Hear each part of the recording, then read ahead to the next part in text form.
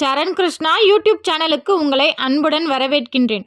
மறந்தும் இந்த 3 பொருட்களை அடுத்தவர்கள் கையால் வாங்கவே வாங்காதீர்கள். கட்டாயம் உங்கள் குலதெய்வத்திற்கு அது பிடிக்காது. அது என்ன பொருள், ஏன் அடுத்தவங்க கையால் வாங்கக்கூடாது அப்படிங்கிறத பற்றி தான் இந்த வீடியோவில் தெளிவாக நம்ம பார்க்க போகிறோம். நம்ம சேனலில் உள்ள வீடியோவை ஃபஸ்ட் டைம் நீங்கள் பார்க்குறீங்க அப்படின்னா மறக்காமல் நம்ம சேனலை சப்ஸ்கிரைப் பண்ணி வச்சுக்கோங்க. நம்ம சேனலில் தொடர்ந்து குலதெய்வ பதிவுகள், ஆன்மீக தகவல்கள் வந்து கொண்டே இருக்கும். வாங்க வீடியோக்குள்ளே போகலாம். முதல்ல யார் வீட்டில் குலதெய்வத்தை முறையாக வணங்குறீங்களோ, இல்லை குலதெய்வ கோயிலுக்கு போயிட்டு வரீங்க, குலதெய்வத்தை மனதார நினைக்கிறீங்களோ, அவங்க இந்த 3 தவிர செய்யவே செய்யாதீங்க. ஏன்னா குலதெய்வத்தை முறையாக வணங்குற குடும்பமாக இருக்கட்டும், குலதெய்வத்தை மனதார நினைக்கிறவங்க வீட்டுக்கு கட்டாயம் குலதெய்வம் வாசம் செய்யும். அப்போ நம்ம வீட்டில் இந்த 3 தவிர செய்யும்போது கண்டிப்பாக குலதெய்வம் கோவப்படும். அதனால தான் சொல்கிறேன், குலதெய்வத்தை வணங்குறவங்க அடுத்தவங்க கையால் இந்த 3 பொருளை மட்டும் வாங்கவே வாங்காதீங்க.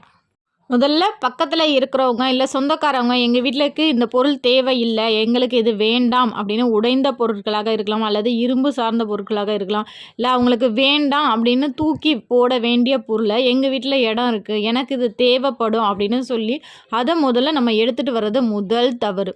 அவங்க வேண்டாம் அப்படின்னு சொல்கிறதுக்கு பல காரணங்கள் இருக்கலாம். முதல் காரணம் இடம் பற்றாக்குறையாக இருக்கலாம், இல்லை அவங்களுக்கு தேவைப்படாமல் இருக்கலாம், இல்லை அவங்களுக்கு அது ராசி இல்லாமல் இருக்கலாம். அது இந்த பொருள் வந்ததுலேருந்து எனக்கு சரியில்லை அப்படிங்கிறத சொல்ல மாட்டாங்க. இந்த பொருள் வந்ததுலேருந்து எங்கள் வீட்டுக்கு சரியில்லை, அதனால நான் தூக்கி போடுறேனுங்கிறத சொந்தக்காரங்கள்ட்ட கட்டாயம் சொல்ல மாட்டாங்க. அப்படி இருக்கும்போது ஒரு பொருளை அவங்க தூக்கி போடும்போது அது எனக்கு வேணும் அப்படின்னு சொல்லி நம்ம வாங்கும்போது நமக்கு அந்த துர்தஷ்டம், அந்த அதிர்ஷ்டமே இல்லாமல் அவங்களுக்கு கஷ்டத்தை கொடுத்த அந்த பொருள் நம்ம வீட்டுக்கு வரும்போது மட்டும் என்ன சந்தோஷத்தையா கொடுக்க போகுது? கண்டிப்பாக நமக்கும் அந்த கஷ்டத்தை மட்டும்தான் கொடுக்கும். அதனால தான் ஒரு பொருள் நம்ம உழைச்சி வாங்குறதுக்கும் அடுத்தவங்க வீட்டிலேருந்து வர்றதுக்கும் அதிக வித்தியாசம் இருக்குது. நம்ம உழைச்சி வாங்கின பொருள் கண்டிப்பாக நமக்கு நன்மையை மட்டும்தான் செய்யும். இந்த மாதிரி அடுத்தவர்களுக்கு வேண்டாம் அப்படின்னு சொல்லி தூக்கி போடுற பொருளை நம்ம வாங்கிட்டு வந்து வீட்டில் வைக்கும்போது கண்டிப்பாக நமக்கு நெகட்டிவ் எனர்ஜி தான் வரும். அது மட்டும் இல்லை, அவங்க வேண்டாம் அப்படின்னு சொன்ன பொருளை நம்ம வீட்டில் அது ஒரு அலங்கார பொருளாக இருக்கலாம், இல்லை ஏதோ ஒரு பொருள் அதை நம்ம ரொம்ப அழகுபடுத்தி நம்ம வீட்டுக்கு அது ரொம்ப அழகான பொருளாக மாறும்போது அந்த சொந்தக்காரங்களே நம்ம வீட்டுக்கு வரும்போது, ஐயோ இது நான் கொடுத்த பொருளாச்சே, இவ்வளோ சூப்பராக வச்சுருக்கீங்க, ரொம்ப நல்லா இருக்குது அப்படின்னு நம்மக்கிட்ட சொல்லுவாங்க. ஆனால் போகும்போது நினைப்பாங்க, ஐயோ இந்த பொருளை தூக்கி போடாமல் இருந்திருக்கலாமோ, நமக்கு இருந்திருந்தால் நமக்கு யூஸ் ஆகிருக்கும் அப்படின்னு நினைப்பாங்க. அந்த எண்ணமும் உங்களுக்கு கஷ்டத்தை தான் கொடுக்கும். அதனால் அடுத்தவர்களிடம் இருந்து அவங்க வேணான்னு சொல்லி தூக்கி போடுற பொருளை எதுவுமே நீங்கள் வாங்கிட்டு வரவே வராதீங்க. அது எந்த பொருளாக வேணாலும் இருக்கட்டும். இதுக்கு ஒரு சிறந்த உதாரணம் சொல்லணும் அப்படின்னா, இது ஒரு உண்மை சம்பவமே சொல்கிறேன். ஒருத்தவங்க பக்கத்து வீட்டில் ஒரு மரப்பெட்டி வச்சு அதுக்கு அவங்க வேண்டாம் அப்படின்னு சொல்லி தூக்கி போட்டிருக்காங்க. இவங்க இருந்துக்கிட்டு, எனக்கு இந்த மரப்பெட்டி ரொம்ப அழகாக இருக்குது, ட்ரா மாதிரி இருக்குது, இல்லை நான் மருந்து மாத்திரை வச்சுக்க ரொம்ப நல்லாயிருக்கும், யூஸ்ஃபுல்லாக இருக்கும் அப்படின்னு சொல்லி அந்த ட்ராவை கொண்டு வந்து வச்சுருக்காங்க. மருந்து மாத்திரை எல்லாத்தையும் எடுத்து வச்சுருக்காங்க. கடைசியில் மருந்து மாத்திரைகள் அதிகமாகி கொண்டே இருந்து ஒரு கட்டத்தில் அவர் இறந்து தான் போனாரே தவிர அந்த நோயிலிருந்து அவர் வெளியே வரவே இல்லை. அதற்கு ஏன் அந்த டப்பாவும் ஒரு காரணமாக இருந்திருக்கக்கூடாது? அவங்களுக்கு அது அதிர்ஷ்டம் இல்லை அப்படிங்கிறதுனால தானே ஒரு அழகான பொருளை தூக்கி போடுறாங்க. அது நமக்கு வேணும் அப்படின்னு சொல்லி அது அழகாக இருக்குன்னு சொல்லி அது மேலே ஆசைப்பட்டு நஷ்டப்படுறது என்னமோ நாம தான் இருப்போம். 2வது பொருள், ஒவ்வொரு வீட்லேயும் இருக்கக்கூடிய எலுமிச்சம் கனி ரொம்ப நல்லது. எல்லார் வீட்லேயும் எலுமிச்சம் கனிங்கிறது ரொம்ப நல்லது. அது வந்து திருஷ்டிக்கு பயன்படுத்தும், ஆன்மீகத்துக்கு, சாமி கும்பிட்றதுக்கு, நிறைய விஷயத்துக்கு பயன்படுத்தும். குலதெய்வத்திற்கு ரொம்பவே உகந்த கனினா எலுமிச்சங்கனி தான். அதை அடுத்தவர் கையால் நாம் வாங்கக்கூடாது, கட்டாயம் வாங்கக்கூடாது. இது உங்கள் குலதெய்வத்திற்கு பிடிக்காத ஒரு விஷயம்னா அடுத்தவர் கையால் எலுமிச்சம்பழம் வாங்குவது. இது உங்கள் பங்காளிகளுக்குள்ளேயோ இல்லை சொந்தக்காரங்களுக்குள்ளேயோ யாருக்குள்ளேயுமே அடுத்தவர் கையால் எலுமிச்சம்பழம் வாங்கக்கூடாது. ஒருத்தவங்க கெட்டு போகணும் அப்படின்னு நினைக்கிறவங்க எலுமிச்சம்பழத்தை கையில் வச்சுக்கிட்டு அவங்க நல்லா இருக்கக்கூடாது, அவங்க கெட்டு போகணும் அப்படின்னு நினச்சிக்கிட்டு உங்கள் கையில் அந்த எலுமிச்சம்பழத்தை கொடுத்தாலோ, இல்லை உங்கள் வீட்டுக்கு வராங்க கையில் எலுமிச்சம்பழம் வச்சுருக்காங்க, அப்பா வீடு பார் என்ன அழகாக வச்சுருக்கா அப்படின்னு சொல்லி ஒரு பொறாமை குணத்தோடு உங்களுக்கு கொடுத்தாலும் கண்டிப்பாக அந்த எண்ணங்கள் உங்கள் வீட்டில் பிரதிபலிக்கும். அந்த எண்ணங்கள் தான் அதிகமாகும். அந்த எண்ணங்களால் உங்களுக்கு அழிவு காலம் வரும். இது 100% உண்மை. நல்லா தெரிஞ்சவங்க கடைகள்ல கூட பார்த்தீங்கன்னா, எலுமிச்சம்பழத்த கையில குடுக்க மாட்டாங்க. ஒரு ட்ரேல வச்சு வேணுங்கிற எலுமிச்சம்பழத்த எடுத்துக்கோங்க. காச மட்டும் குடுங்க அப்படின்னு தான் சொல்லுவாங்க.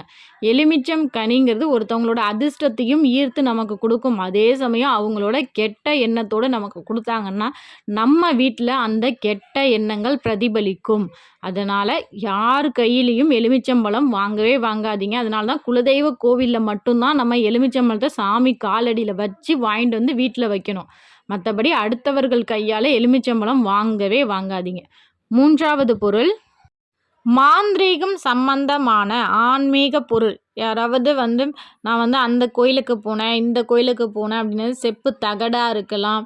இல்லன்னா மை கருப்பு கலர் மை இருக்கலாம். நான் கேரளா பக்கம் போனேன். எனக்கு அந்த கோயில்ல இந்த மை தான் பிரசாதமா குடுத்தாங்க அப்படிங்கிறதா இருக்கலாம். இல்ல பல கோவில்கள்லேருந்து நான் கயிறு கொண்டு வந்தேன் அப்படின்னு சொல்லி மந்திரிச்ச கயிறு, இது போன்ற பொருட்கள தெரியாதவர்களிடம் இருந்து வாங்கவே வாங்காதீங்க. இப்போ உள்ள காலகட்டத்திற்கு நம்ம சாமியவே கட்டி போட்டு நம்மள அழிவுக்கு தள்ளக்கூடிய பொருட்கள் அப்படிங்கிறத கூட எல்லாம் வசியமை அது இதுன்னு செய்யறதுக்கு ஆள் இருக்காங்க. அப்படி இருக்கும்போது நம்ம குலதெய்வம் நம்ம வீட்ல இருக்கு. நமக்கு அதுக்கான அறிகுறிய காமிச்சு குடுத்துரும். நீ இதெல்லாம் வாங்கக்கூடாதுங்கிறத காமிச்சு குடுத்துரும். இருந்தாலும் யாராவது நல்ல சாமியார் மாரி இருந்துகிட்டு இந்த தகட வீட்ல வைங்க. அது ரொம்ப நல்லது. இல்ல இந்த துணுறெல்லாம் பூசிக்கோங்க. உங்க வீட்ல உள்ள கஷ்டங்கள்லாம் போவும் அப்படின்லாம் நெனச்சு சொன்னாங்கன்னா, தயவு செஞ்சு அதெல்லாம் வாங்கவே வாங்காதீங்க. உங்களுக்கு முதல் கடவுள் உங்களுக்காக ஓடி வர ஒரே தெய்வம் உங்க குலதெய்வம். மத்த தெய்வங்கள நீங்க வணங்குங்க, வேணான்னு சொல்லல. ஆனா, உங்களுக்காகவே இருக்கிற உங்க குலதெய்வத்த மனதார நம்புங்க. உங்க கஷ்டங்கள உங்க குலதெய்வத்திடம் சொல்லுங்க. கண்டிப்பா உங்க கஷ்டங்களையும், உங்க சந்தோஷத்தையும் பாதுகாக்கிறதுக்கு, உங்க கஷ்டங்களை போக்குவதற்கு உங்க குலதெய்வம் இருக்கு. மற்ற போலி சாமியார்கள நம்பவே நம்பாதீங்க. மாந்திரீக பொருட்கள், மற்ற பொருட்கள் யாராவது தெரியாதவங்க கொண்டு குடுத்தாலும், அத அப்படியே உங்க குலதெய்வ காலடியிலயோ, இல்ல உங்க குலதெய்வ பூஜை அறையிலயோ கொண்டு வைக்கவே வைக்காதீங்க. இது மிகப்பெரிய தவறு. அது செய்யவே செய்யாதீங்க.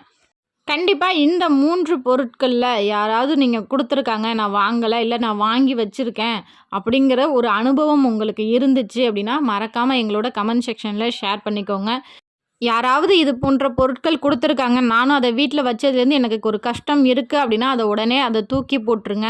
கண்டிப்பா இந்த 3 பொருள அடுத்தவங்க கையால வாங்கவே வாங்காதீங்க. அது உங்க குலதெய்வத்திற்கும் பிடிக்காது. இந்த வீடியோ உங்களுக்கு கண்டிப்பா பயனுள்ளதாக இருக்கும் என்ற நம்பிக்கையில் மற்றொரு வீடியோவில் சந்திக்கிறேன். இந்த வீடியோ உங்களுக்கு பிடிச்சிருந்தா லைக் பண்ணுங்க, ஷேர் பண்ணுங்க, மறக்காம சப்ஸ்கிரைப் பண்ணுங்க. சரண் கிருஷ்ணா யூடியூப் சேனல். நன்றி, வணக்கம்.